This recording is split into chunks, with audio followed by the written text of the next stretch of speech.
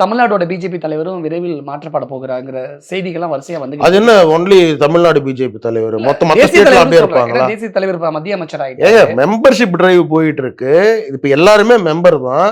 புது அனௌன்ஸ்மெண்ட் வரும். புது அனௌன்ஸ்மெண்ட் வரது டிசம்பர் டைம் ஆயிடும்னு நினைக்கிறேன். அதுல எல்லாரும் ஏங்க மாற்றம் ஒண்ணுதான் மாறாதது.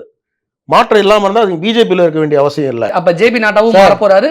மாற்றம் இல்லாம மாற இருக்கணும்னு நீங்க நினைக்கிறீங்கன்னா நீங்க திமுகவிலையும் காங்கிரஸ்லயும் அதிமுகவிலையும் இருங்க. டைனாஸ்டி பாலிடிக்ஸ், குடும்பம் ரன் பண்ணோம். இங்க மாற்றம் இருந்துகிட்டே இருக்கும். 3 வருஷத்துக்கு மேல ஒருத்தர் இருக்க முடியாது. அதுக்கு மேல எக்ஸ்டென்ஷனா 6 வருஷம், மொத்தமே 6 வருஷம் தான் ஒருத்தருடைய பதவி காலம். அதுக்கு மேல பைலாவிலே இடம் கிடையாது. இப்போ மாநில தலைவர் திரு அண்ணாமலை அவர்கள் அவர் லைஃப் லாங் ஃபுல்லா ஸ்டேட் பிரசிடென்டா இருக்க முடியாது. இந்த கட்சியில இன்னொரு 3 வருஷம் இருக்க முடியும் அவரால். அதை விரும்பி தானேங்க நாங்கெல்லாம் கட்சிக்கு வராங்க. அண்ணாமலை இந்தியா திரும்பின உடனே தமிழ்நாடு பிஜேபியோட தலைவரை மாத்த போறாங்க. அப்படி எடுத்துக்கலாமா? இதை புதுசா அனௌன்ஸ் பண்ணுவாங்க. அது மாநில தலைவர் திரு அண்ணாமலை அவர்களா இருக்கலாம் இல்லையா?